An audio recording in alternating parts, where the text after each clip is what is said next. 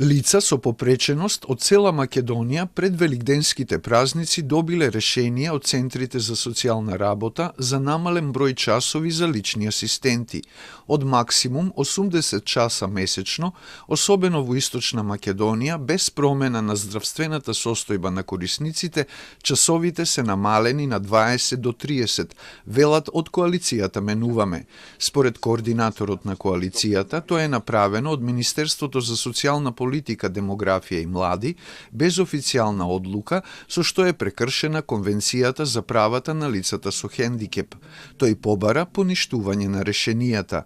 Според член 19 од Конвенцијата за правата на лица со хендикеп, која што не е загарантирано нашето право на движење, на дружење, на социјална кохезија, така натаму, моментално нас тоа право не ни е овозможено, туку ни е скратено. Центрите за социјална работа манипулираат со правото на лицата со попреченост да поднесат приговор за скратената асистенција, вели Алишан.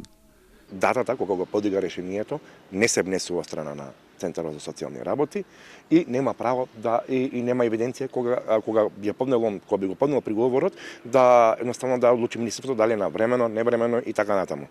Има случаи кога изготвени решенија се држале во фиока за да помине рокот за приговор, а постојат и такви случаи на недобиени решенија. Во овие околности личните асистенти се откажуваат од работата зашто им се намалуваат надоместоците. Од нив се бара да доставуваат неделен план за работа со лицата со попреченост, што според Алишан е нелогично, зашто кај оваа категорија граѓани состојбата може да се смени од денес до утре. Од Министерството за социјална политика повторно со истиот одговор дека решението за користење на услугата лична асистенција го носи Центарот за социјална работа врз основа на претходно преземени процесни дејствија од страна на стручни лица согласно закон и подзаконски акт, а нема одговор на нашето второ прашање за неможноста на лицата со попреченост да достават приговор на решенијата за асистенција. Дали во овој случај постои дискриминација, треба да утврди Комисијата за антидискриминација.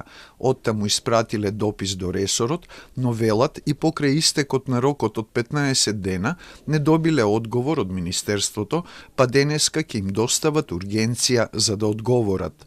За проблемот со личните асистенти, коалицијата остварила средба со председателката на Собраниската комисија за еднакви можности. Таа треба да иницира средба со премиерот.